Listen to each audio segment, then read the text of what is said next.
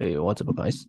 This is my second video about the Legendre symbol. So this video I will talk about one famous results in the Legendre symbol called Gauss lemma.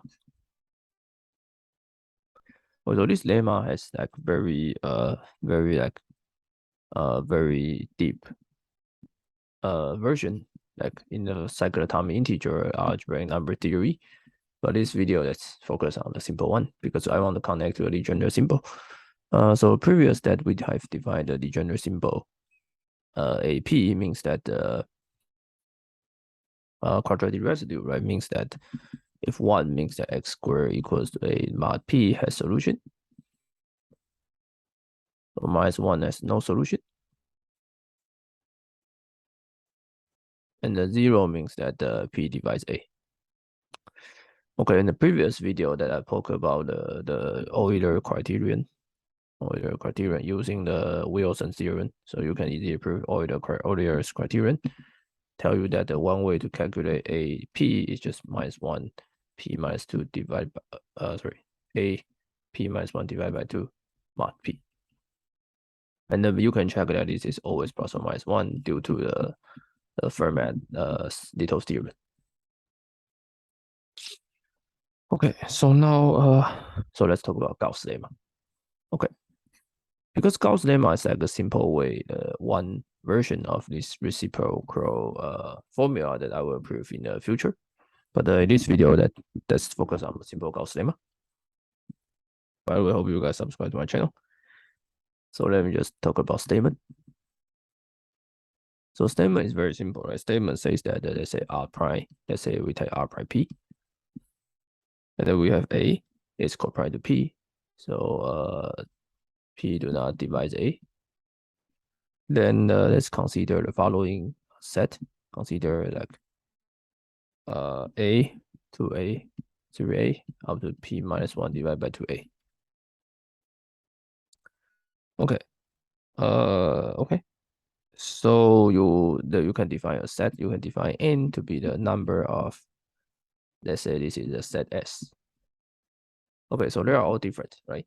So you ask the number of the element inside a set. So x inside a set such that x is greater than p divided by 2. Okay, so p divided by 2 is the 0.5, right? Some number 0.5, some number at 0.5. So there will be no marginal case. And the amazing thing is that the Legendre symbol will be just -1 to the n. Okay, so yeah, this is called Gauss. This is called Gauss. The Gauss lemma. Sorry about this. Okay, so now let's go. Let's check the example. Okay, this example is very simple, so that's easy to compute. So consider P is 11 and A is 7, right? So P minus 1 is divided by 2 is 5. So I can consider S to be 7, right? And 14, 21, 28. I need to go up to 5, right? So I have 35. Okay, and I want to calculate n. So n is the number which is x belongs to S and x greater than P divided by 2, right? So 5.5. Okay. Oh, by the way, sorry, I'm stupid. So, yeah, in order to do this, you need to like modulo P. Sorry, I'm stupid. So you need to like modulo P, right? Because I need to make sure that they're all in the like. So basically, the module has one. The modulo over P can be 1 or -1, P minus or P minus 1, and there's a P divided by 2 is half. So I want to ask, what's the element that at this region? Okay, so I need to use x mod P. Okay, so I need to mod P. Okay, so our n will be the set. So let's say S mod P, which is mod, this is 7. Oh, sorry, I'm stupid. Okay, so this is 7. And then when I mod 11, I get 3. 21, I get 10. And this 28, I get 6. 35, I get 3. Okay, so the number greater than 5.5 is this one, this one, this one. Okay, so it's 3. So we have 7, 11 is just -1 to 3, which is 3. Which is, sorry, I'm stupid, -1. So that means there's no solution, no solution for x squared equals to 7 mod 11. Okay, so this is like very simple results, right? So you calculate, you just calculate this, and then for each one you just mod p belongs s, and you ask what's the number of element which greater than p divided by 2, and you collect that, and this gives you -1 to n. Okay, so now let's go to the proof.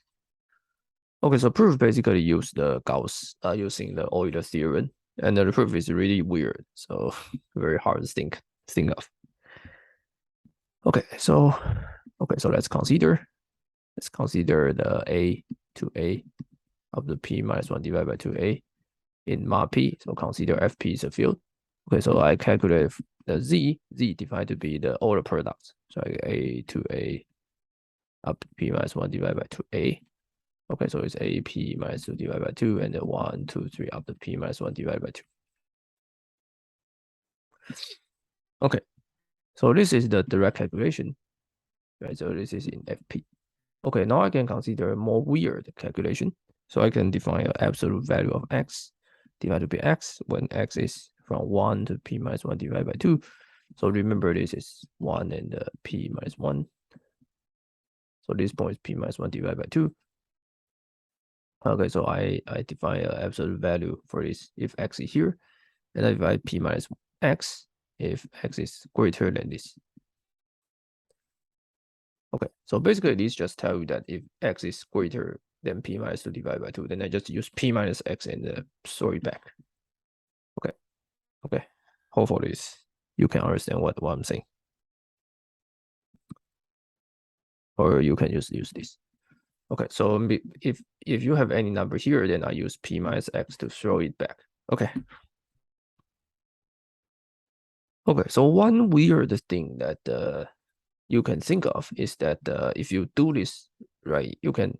Okay, so now in the MAPI world, that obviously that obviously that if x is in the first region, then you get x, right? If x is in the second region, and you MAPI, then you will get an extra -1x.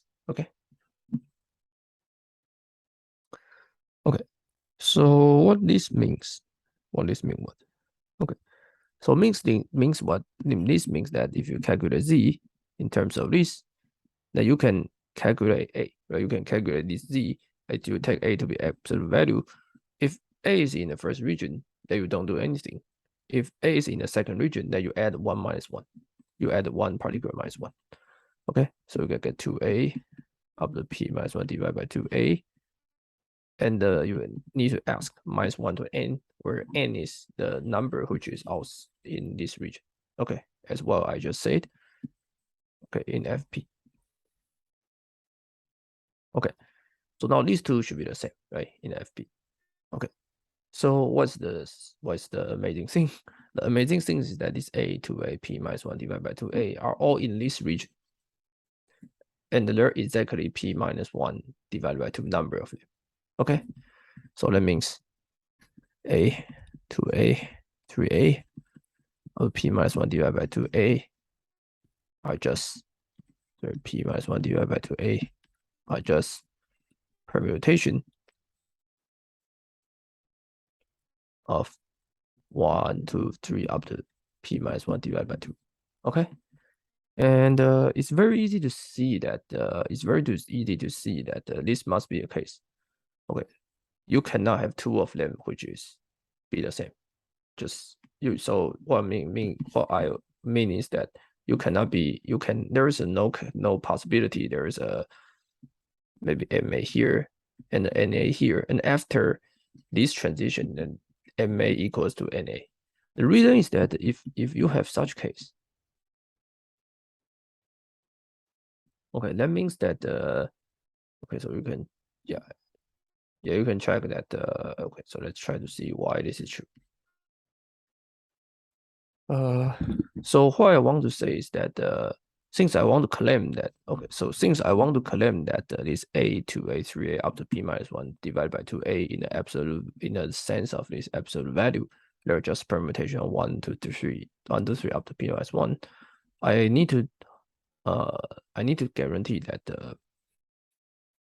there is no such case that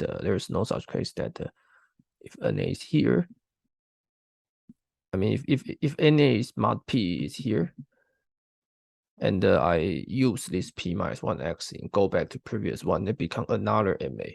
Okay, so I want to prove that this is impossible. Obviously, that easy to prove that MA and NA cannot be the first region, right? Because all of this mod P should be different in the mod P. Okay, so let's check why this is true. So let's see. So obviously, okay, let's see. So I want to claim what? I want to claim that if I take R to be like 1 to 3 up to P minus 1 divided by 2, then RA value are all these things. If I can prove this, then I prove this. Okay. So the proof is very simple. Suppose not, right? So let's say you get RA and the SA are the same mod P. In the mod P region means that RA is a plus or minus 1 SA. Right? But this means R is plus or minus 1 S mod P, which is impossible. Okay. Because if you do like -1, -2, -3, you get -1, right? So -1 is like P minus 1 in mod P, P minus 1 do not in this set. And the 2 is -2, so P minus 2 do not in this set. Okay, so since I know this guy, I just permutation of 1 to 3 to P minus 1, which I finish the proof, right? Because this means that this guy just 1 to 3 up to P minus 1 divided by 2. And -1, 8. This guy need to be the same as this guy. Okay, so that means that we can cancel this. Okay, so we prove that a p minus 1 divided by 2 is -1 to the n in fp. Okay, then by the Euler criterion, that the a of p is just a to the p minus 1 divided by 2 mod p equals to -1 to n mod p. Okay, so let's finish the Gauss lemma, and hope you guys subscribe to my channel. And the next time I will try to do the reciprocal theorem.